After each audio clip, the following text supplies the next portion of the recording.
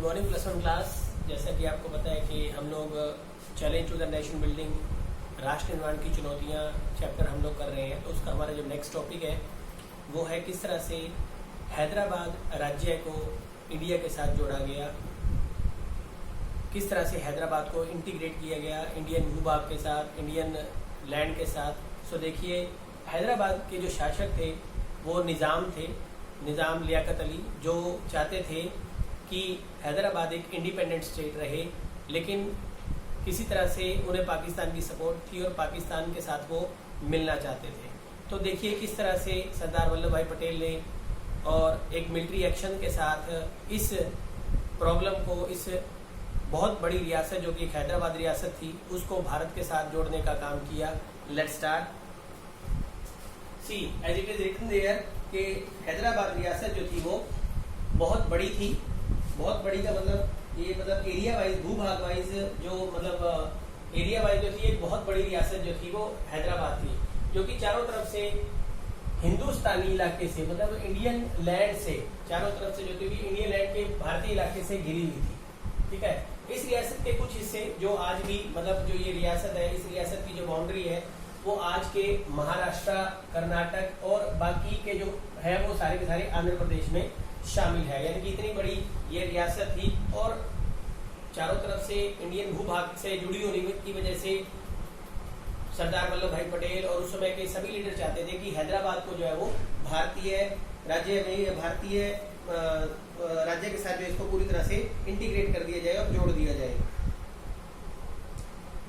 हैदराबाद रियासत को आजाद रियासत का दर्जा दिया जाए, ऐसा वहां के निजाम का मानना था और जो वहां के शासक जो थे उनको निजाम कहा जाता था। निजाम की ये इच्छा थी कि हैदराबाद को जो है बिल्कुल आजाद रियासत रखा जाए। वो किसी तरह से ना तो पाकिस्तान में शामिल होना चाहते थे, ना ही वो भारत के साथ मिलना चाहते थे और अपनी रियासत को पूरी तरह से वो आजाद रखना चाहते थे। और 1947 में भारत सरकार और हैदराबाद के बीच, इसी को लेकर 1947 में भारत सरकार और हैदराबाद के निजाम के बीच एक यथास्थिति का समझौता है कि एज इट इज जो बना हुआ है, जिस तरह से वो वहां के रूलर शासन कर रहे हैं, वो एक साल तक लगभग वो चाहते थे कि एक साल तक उनको वहां का शासक बने दिया जाना चाहिए और उसके बाद जो थे वो उसे भारत के साथ जोड़ने के उन्होंने कुछ ऐसे इंडिकेशन दिए थे कि वो फिर भारत के साथ जुड़ सकते हैं। इसलिए एक 1947 में भारत सरकार और हैदराबाद के निजाम के बीच एक यथास्थिति का समझौता हुआ था। अब इसी दौरान हैदराबाद की रियासत के लोगों के बीच निजाम के शासन के खिलाफ एक आंदोलन ने जोर पकड़ रखा था। यानी कि एक ऐसा आंदोलन जो था, क्योंकि हैदराबाद के शासक जो थे वो वहां के लोगों के ऊपर अत्याचार कर रहे थे, तो वहां एक लोग जो थे वो हैदराबाद के निजाम के खिलाफ हो चुके थे और वहां में एक आंदोलन चल गया था। तेलंगाना इलाके के किसान निजाम के दमनकारी शासन के खास तौर पर दुखी थे। यानी कि जो उस समय तेलंगाना का जो एरिया था, वहां के जो किसान शासक थे, मतलब किसानों के ऊपर अनअपोजिटली जो थे वो टैक्स लगा दिए गए थे, बहुत सारे टैक्स लगाए गए थे और ज्यादातर जो है, जो आज का तेलंगाना का इलाका है, वहां के किसान जो थे वो उसके दमनकारी शासन के, यानी कि उनके ऊपर दमनकारी शासन चलाया था, उनको मनमाने ढंग से टैक्स लिया जा रहा था। अब ये टैक्स लेने वाले कौन थे? टैक्स लेने वालों को जो था वो रजाकार बोला जाता था। उस समय का इनको नाम दिया गया था कि वो रजाकार थे। और इस आंदोलन में लोगों के ऊपर अत्याचार हुए, लोगों को मारा गया और इस आंदोलन के अंदर महिलाओं ने बढ़ चढ़कर भाग लिया और इस आंदोलन में महिलाएं जो थी वो सबसे ज्यादा शिकार हुई। और क्योंकि महिलाओं की भी इस मूवमेंट में सक्रिय भूमिका थी, तो महिलाएं जो थी इस आंदोलन का सबसे ज्यादा शिकार हुई। हैदराबाद जो था वो उस समय इस आंदोलन का एक गढ़ बन गया था, यानी कि आप कह सकते हो एक केंद्र बन चुका था। और जो रजाकार जो थे, जो नॉन मुस्लिम लोग थे, यानी कि हिंदू लोगों के ऊपर इस तरह के जो थे वो अत्याचार खूब कर रहे थे, उन्हीं को रजाकार का, यही रजाकार थे। और ये एक तरह के सांप्रदायिक और अत्याचारी समुदाय बना हुआ था, जो कि नॉन मुस्लिम के ऊपर, खास करके हिंदू लोगों के ऊपर जो थे पूरी तरह से अत्याचार कर रहे थे।